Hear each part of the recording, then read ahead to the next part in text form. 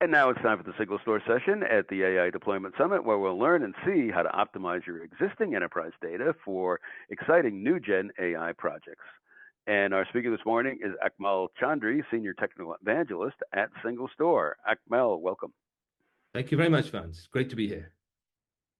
Yeah, and we're glad to have Akmal with us. He is a first-class educator for AI and LLM and modernizing your data, as we'll see this morning.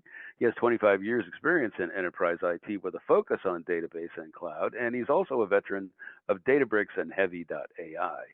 His session this morning is entitled Modernize Enterprise Data for Real-Time AI using CDC and OpenAI.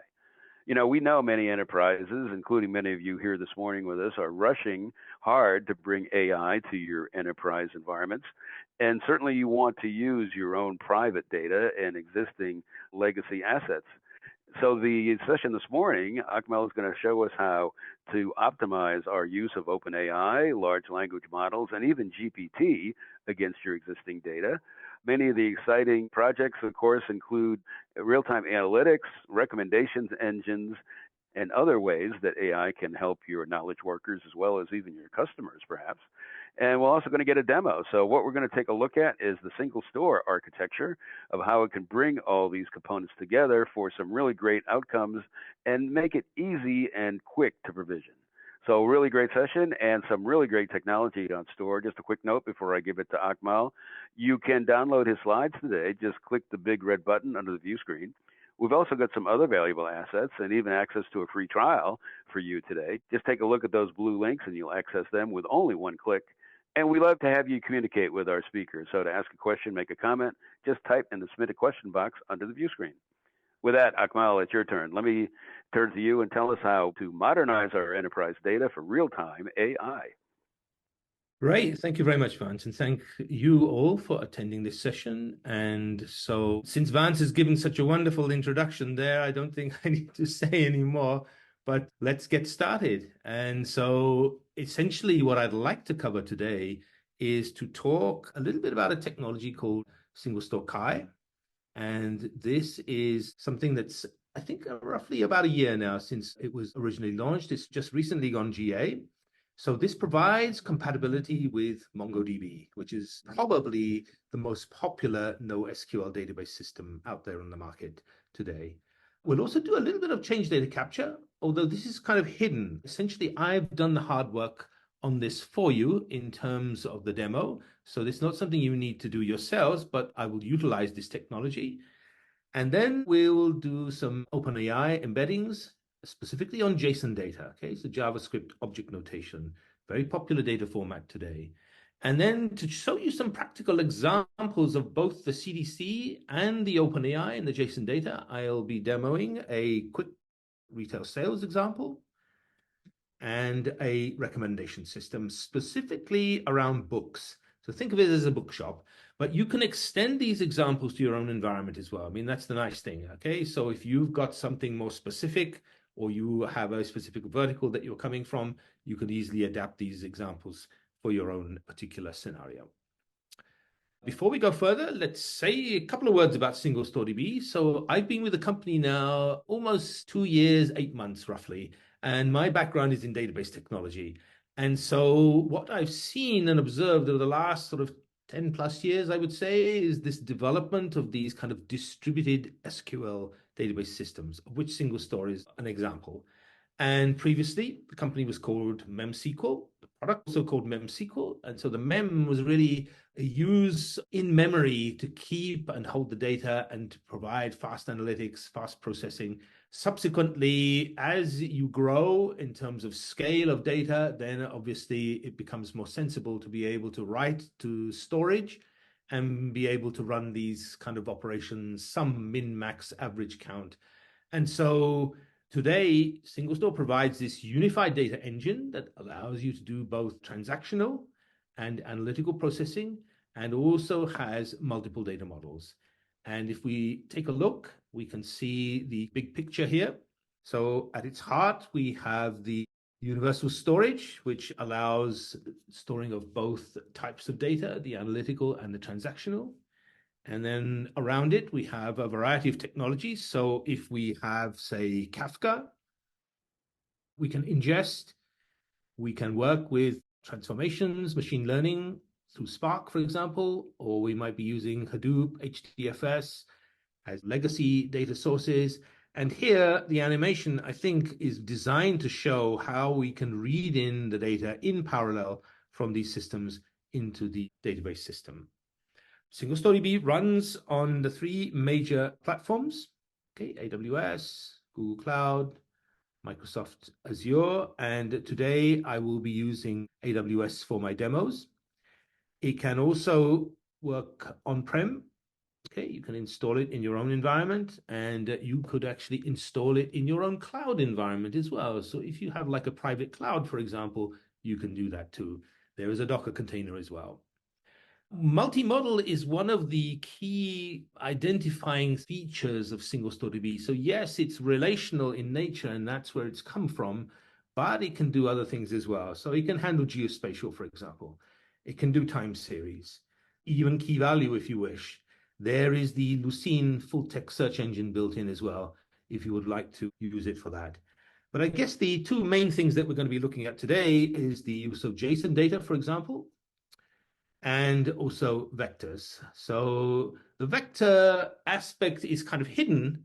So we are using OpenAI to give us these embeddings and then allow us to ask some interesting questions for the book recommendation system, for example.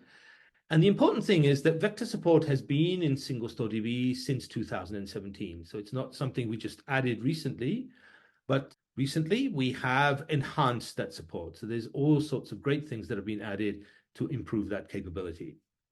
And then finally, we have real-time decisions, AI apps, dynamic experiences in terms of the kind of applications that you can build, and a wide range of other technologies that you can integrate, such as, say, Tableau or Metabase in terms of creating a dashboard, and ML, machine learning, of which we'll look at a little bit today. I mentioned JSON there, JavaScript object notation, powering diverse use cases, a very popular data format today. And as you can see here, used in a wide range of verticals, everything from financial data, supply chains, social media streams, customer analytics, IoT, and so on. I mean, you get the idea. So it is not just confined to one particular vertical or a specific domain, but it's used very, very widely. And as such, it gives us the opportunity to really model a wide range of problems. I mean, one of the flexibilities of the document database model in using things like JSON, for example, is that we can get a much closer kind of representation in terms of the data that we are working with. And as I mentioned before, one of the benefits that we get from JSON is that there are plenty of NoSQL database systems out there to choose from. MongoDB happens to be one of the most popular systems out there. And today, you as an end user, as a customer, may be deploying it in a kind of an operational database capacity. Highlight this for you like so. And so this might be great for OLTP type applications, you know, working with JSON, one of the previous examples that we saw from the last slide. And one problem, though, that you may have is doing analytics. So an issue is that if you wish to do analytics at scale, MongoDB may not necessarily be the right choice. So it's great for operational, not so good for analytical. And here's where SingleStory can augment it. So essentially, we can use this CDC replication feature, read the data in using this pipeline capability, and then this creates this flow from one system to the other. And so initial setup is very easy. The data get replicated across. And the nice benefit of this is that as new data are created in the Mongo environment, here, for example, they get fed across into SingleStoryB over here. So we'll look at an example of this very shortly. So this is an example of where you keep your existing investment. There is no need to rip and replace, but you can use Mongo and augment it with analytical capabilities and very powerful analytical capabilities using SingleStoryB. Alternatively, if you really want to go the whole hog, as they say, you can do this, and that is to replace MongoDB entirely using SingleStore Kai. So here you are using SingleStore for both the operational aspect and for the analytical aspect as well. So this could be very useful in certain scenarios where there may be some pain points using MongoDB, for example. And so combining these into a single product using both the capabilities might be the best way forward. Let me just describe a little bit about the demo architecture now, okay? So I'd like to show you some practical examples of the two main technologies that we've talked about there, about the CDC and the JSON and single store Chi. So I've got a retail sales example, and there is a book recommendations example. So in the first case, I am using the CDC only. There is no OpenAI aspect to that. In the second case, I am using CDC and OpenAI, GPT. So for the first one, architecturally, we have something like this, an e-commerce store where we sell shoes. And here we've got an example, okay? So the kind of things that we might be interested in, we may be interested in analytics. We may have transactions, for example, where we are adding items to a cart and then checking out, paying for that. Longer term, we may have some interest in determining what particular lines are popular, which particular shoes are selling well. So there we can see maybe over 30-day period, for example. And other things that we might be interested in, we might want insights into what other things that a customer bought. So they might buy some particular pairs of shoes. Are there other types of lines that they are interested in or selling at the same time? And here is the actual demo architecture. Okay, so what we will do is we have a Mongo Atlas server on one side. We have single store and running Chi on the other side. And we'll take data from one to the other using the CDC pipeline. We'll feed that across. And then what we'll do in this particular demo is that we will run queries directly against Mongo and the same queries against single store Chi. And then we'll get some sense of the benefits that you get in terms of doing the analytics using single store Chi. In the second example, the book recommendations, it is a much more sort of simple architecture. So as I mentioned earlier, we do have the CDC replicate. So we are taking the opportunity to copy data across from one environment to the other.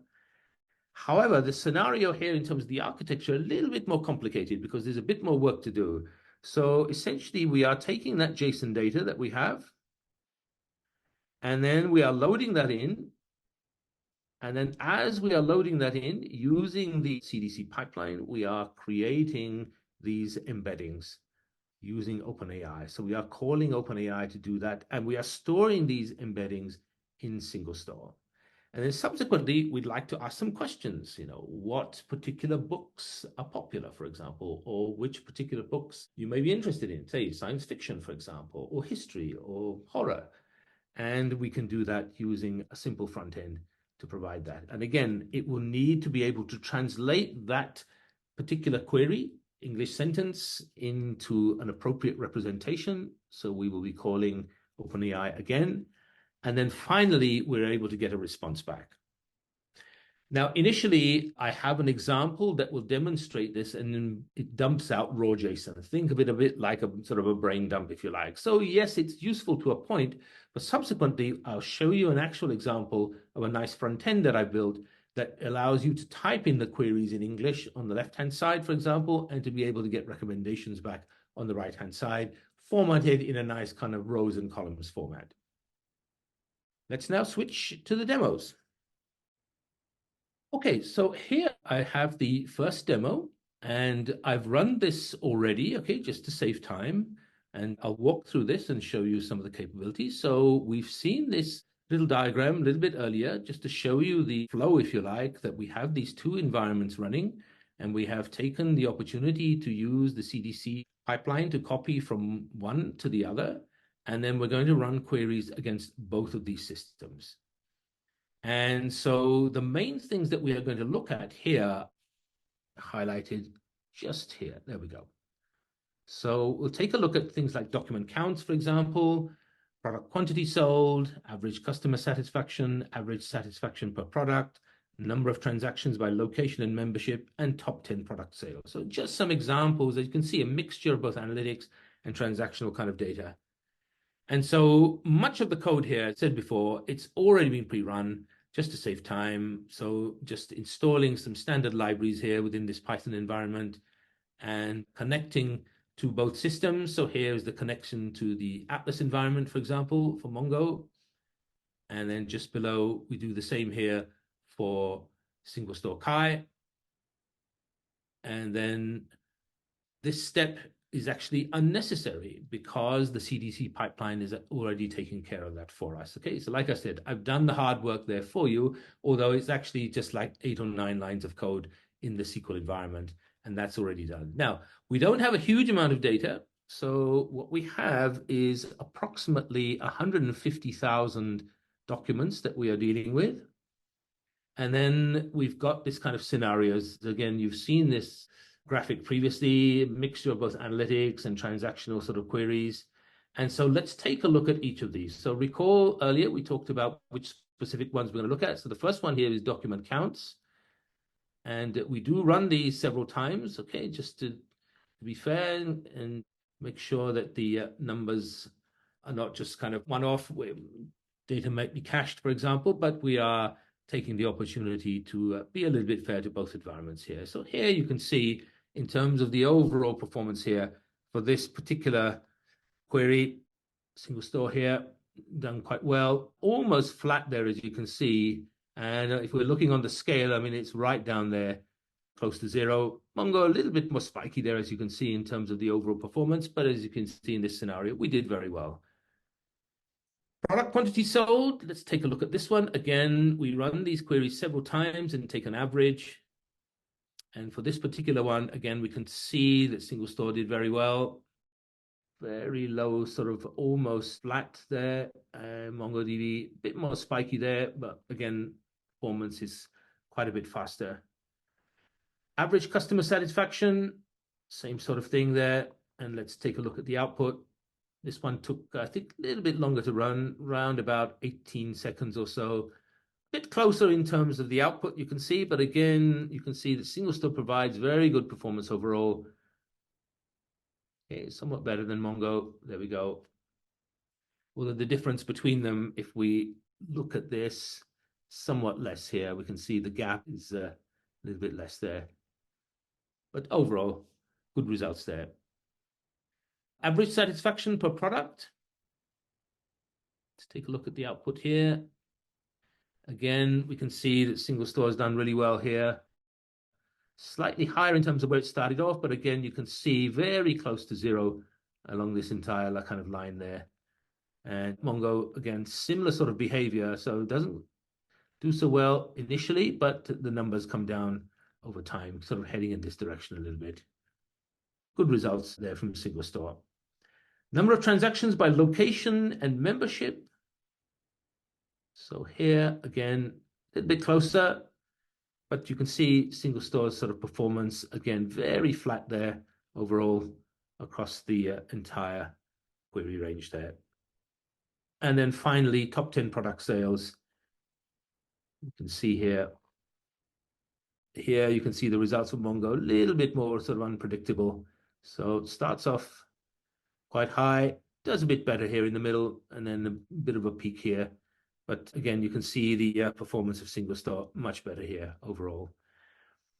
And so the key point here is that if we look at these results overall and we compare the two environments and we look at things like cost, for example, and single store provides significant cost savings in this space. And then for this particular data set, it's quite small, but having tested this on much larger data sets as well, the differences in performance, it can be nearly 1,000 times faster using single store versus MongoDB. And the cost as well is much, much lower running single store than MongoDB for roughly the same kind of architectural setup in terms of memory and compute power. Okay, so let me now show you the second demo. So in this demo, we're going to do some JSON vector search using books as the example. And again, a lot of this is just code, just standard Python, installing some packages here. As you can see, we just set up our environment. We do use OpenAI. So you can see here the OpenAI key, which I entered a little bit earlier on. And much of the rest of this code is just really a set of helper classes. They are designed to assist the actual processing. So there is really no requirement to dwell on these. We can just scroll down towards the bottom. So all of this has been pre-run, as you can see. And if we get to the important part, which is actually asking a question of this environment using the search. So here we are asking the system, recommend books about the horror genre. And this, as you can see, is kind of hard-coded. It would be possible within this environment, for example, to make it a bit more flexible so that it wasn't hard-coded. We can prompt and type in a new string each time, but this is an example here, and we'll look at something a little bit better in just a moment. So you can see the output just below here. It's JSON. That's the format that's being used. That's what's being queried. There are embeddings created from this data, but it's quite a lot of information there, as you can see. A bit of a brain dump, as I mentioned earlier. So we're getting lots of information back, the title, the description, a whole range of things like created at, updated at, things like price, which could be useful. What's the format, such as we know whether it's a paperback or a hardback or an electronic format, that could be useful. So there's a wide range of information you can see here. And then it's delivered us, I think, the top 5 answers, because that is what the code requires us to do. We can modify that if we wish, but this is quite a lot to take in and not very sort of readable or user-friendly in this sort of format. So one thing that we can do then is to build a simple visual front end to this. And let's do that next. Okay, so here is the simple web-based application that I built. And even with my level of skill, this took me like 10 to 15 minutes to put together. Very, very easy. So it's simply requiring me to enter my request in this box on the left-hand side, and it will display the results here on the right-hand side. So let me type in something here. So let's see. I could ask, please, if I can type. There we go. Please recommend me books on science fiction. Hit return. And there we go. So it's shown me the top 5 recommendations here. So as you can see, this is much nicer in terms of format. It's a tabular display. So I'm getting back the title, the description, and it's a description that's limited in size. Okay, so it's not the entire description, but it kind of tails off, but enough of a detail there that I can kind of understand what it's about, and the price here. And the nice thing is that all of this is being returned as JSON, just as we saw in the previous example, but I'm simply formatting that JSON nicely, presented in this way, which for me, much more readable and much more useful. So it's making the top 5 recommendations there. And what I could do is try one more example, and I could say, I am interested in history. Please show me the best books on history. There we go. And then here we can see that it's come up with top 5 recommendations here based upon the information that it currently holds. Now, obviously, this book database is fairly small. I haven't got hundreds of thousands or millions of books. So the kind of results that I'm getting back might sometimes overlap. For example, if I asked about horror genre and science fiction, I might see some similar titles coming up repeatedly. But here you can get the idea that it's very, very easy to take that data and present it in a much nicer format through building a simple front end like this. And this could be great for the end user, for customers, and very, very easy to achieve. So there are real benefits to doing it this way. And the costs themselves are much lower as well. So all the time using these large language models, such as OpenAI, for example, and others, constantly the quantity of data that you can send them is increasing, and the amount of money that you have to pay them as well is decreasing. So it becomes very, very cost effective to use these at much larger scales. Okay, great. So just to summarize then, you've seen some of the capabilities of the CDC and taking advantage of working with JSON data, for example, because it's a very popular format. Some of the benefits that we talked about using single store for analytics. We worked through some simple examples there using some e-commerce data, some types of transactions, some analytics, and the graphs showed in this particular instance the superiority of single store DB. There are other benchmarks out there that you can try for yourselves as well. And then we saw that we are not simply limited to using one particular format of data if we want to create these embeddings and utilize large language models, but we can work directly with JSON data as well. And that gives us the opportunity to, again, utilize the strengths that we have with single store Chi, for example, and be able to store and work with JSON data directly. But if we want to be able to present that information in a nicer format, then we can easily do that, building a simple front end. And I was able to put together that simple example, as you saw, in a matter of sort of 10 to 15 minutes or so. Well, great. Thank you very much. That concludes my formal presentation, and I'll hand it back to Vance to see if there are any questions. Akmal, awesome. Really great to see how people can modernize their current SQL and NoSQL data for AI. Really great overview of how people don't need to do a lot of heavy lifting to get into the AI trends right now. And who doesn't love a demo? Thanks for a great session. Thank you very much, Vance. It was a great overview, and it really triggered quite a few questions and comments. So with your permission, let's get to some audience questions. Great. Thank you. Excellent, Akmal. Excellent. Let's just kick off at one of your main themes and see where that takes us down the AI migration road. You mentioned single store as an analytical engine for AI. And the question here says, what functions does that include, and how does that help us more quickly adopt AI? Yes, that's a great question, Vance. Thank you for that. So the key strength that single store has added over the last couple of years is this kind of columnar storage, as it's called. So columnar databases are very good for analytics in the sense that they can do these kind of operations like sum, min, max, average, count very, very fast, okay? Because typically you're trying to do it on a sort of one column. So for example, you might have a database of employees. You have some details about each employee, such as their name, for example, which department they work in, and their salary, for example. Now, think about it. If you're only interested in averaging out just the salary column, you are not interested in anything else.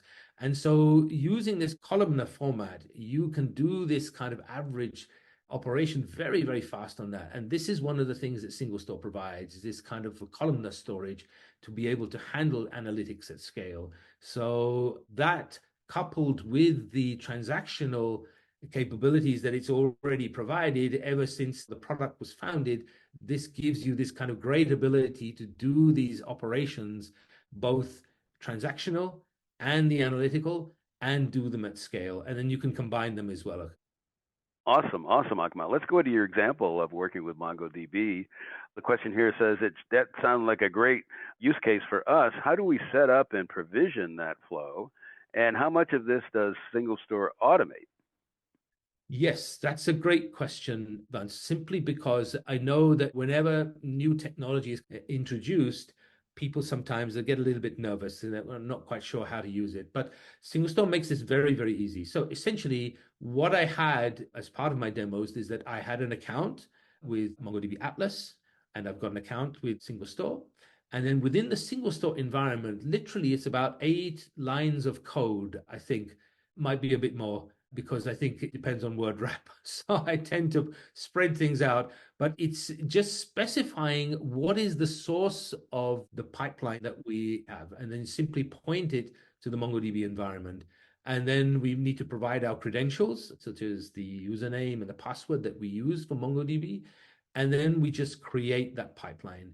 And once it's created the pipeline, essentially what it does is it connects to MongoDB Atlas, or it could be a MongoDB installation, not in the cloud, it could be local, for example.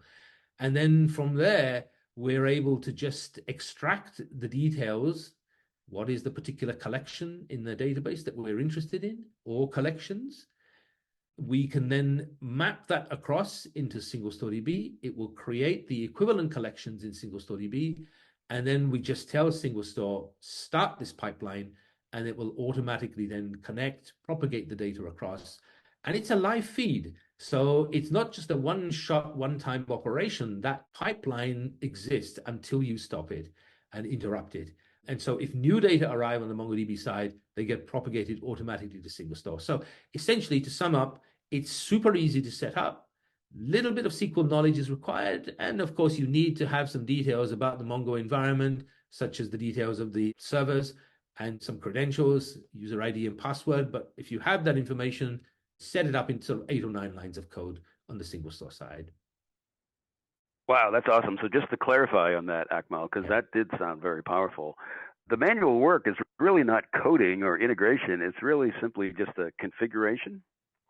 It is, yes. I think you've hit the nail on the head there, Vance. It's a great way to put it. So essentially, the plumbing and the low-level stuff is handled by single store in terms of the tooling. So the tooling itself, what you specify at a high level, you give the system some information where you want to connect to, provide some credentials, and then just leave it up to the system to do that for you. It will go away. It will pull the meta information. It will pull across the details of the collections on the Mongo side. All of that's handled for you. But obviously, if you're setting this up, yes, you do have to have some knowledge, in terms of understanding what you are bringing across and where it resides. But apart from that, it's really just a little bit of information that you need to provide, and then single store handles the rest of that for you. That is really fantastic to kind of eliminate a lot of the technical barriers to getting our data AI ready, if that's kind of the way to think about it. Another question here, Akmal, we spent a lot of time talking about Mongo, but here's another interesting question caught my eye. With single store, can we combine our NoSQL with our SQL data into a single unified data store for AI? Yes, because single store can handle JSON data. Although its strengths and where it's come from has been the relational world, over time, as I mentioned in the presentation, you saw that it can do other things as well, the multi-model capabilities. One of those is JSON support. So JavaScript object notation, very popular data format. And the thing is that single store has actually supported that for quite a long time. It's just that that support has got better since last year when single store Kai was introduced. So it provides now compatibility with probably the leading NoSQL database on the market.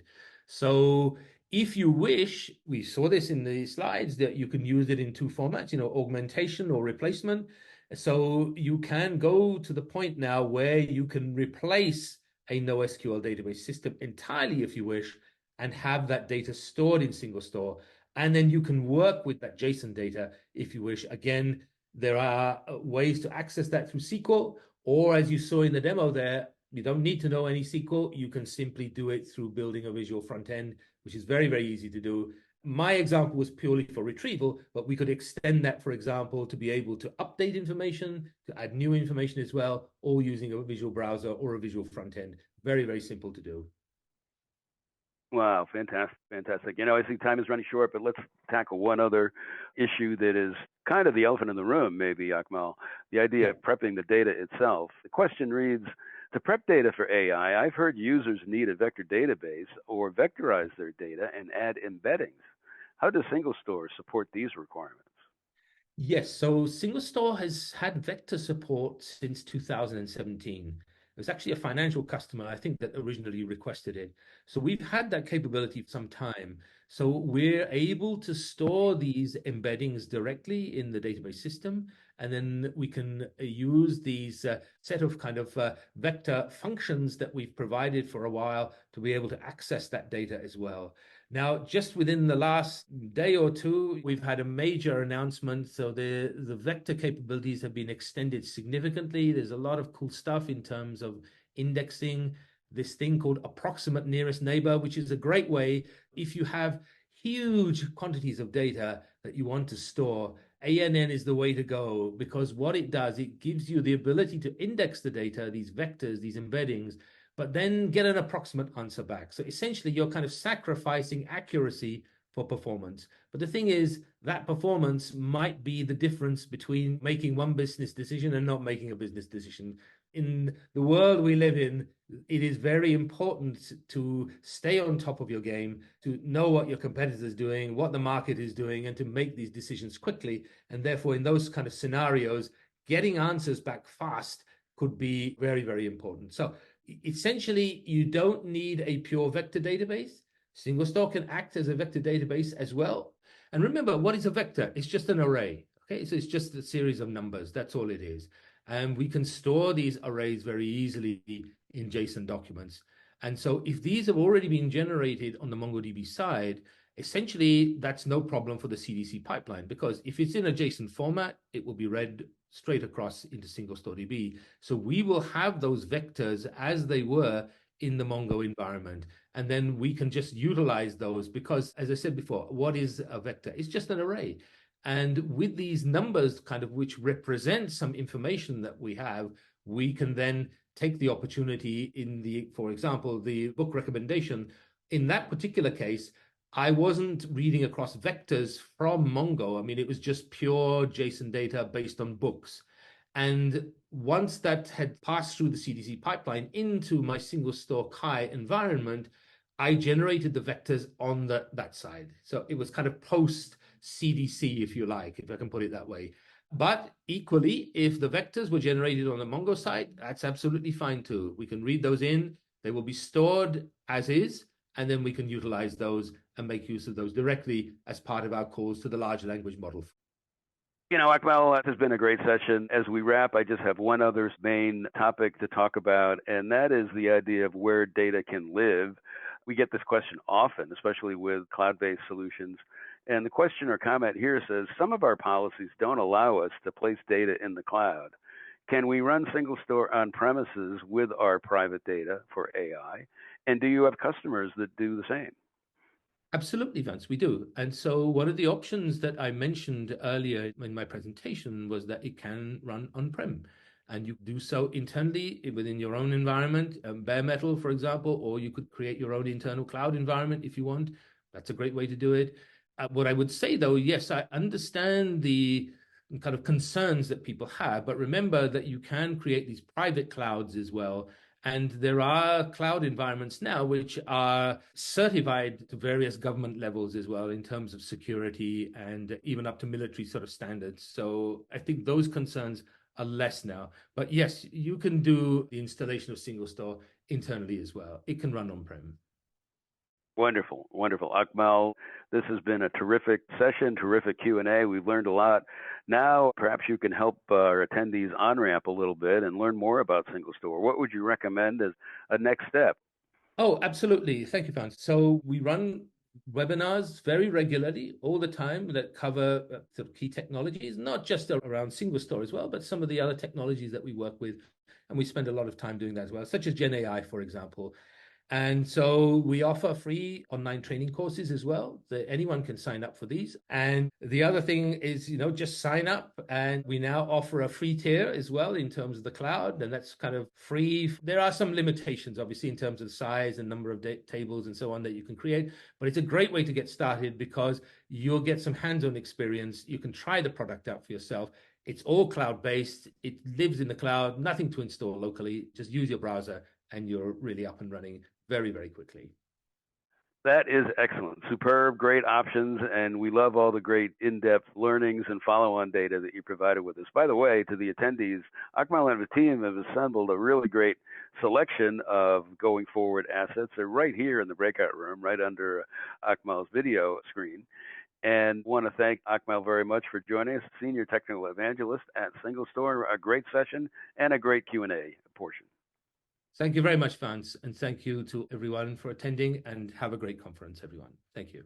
Thank you, Akmal. It was a real pleasure having you here. One quick note before we close with Akmal's session. We've just scratched the surface this morning. As you can tell, there is a ton of opportunity to support your various AI architectures and data readiness projects. Here is a slide that'll take you directly to the Single Store website where you can go even deeper. Just download Akmal's slides from this morning. All these links will be live. They'll take it directly to the Single Store website. Thanks again to everyone.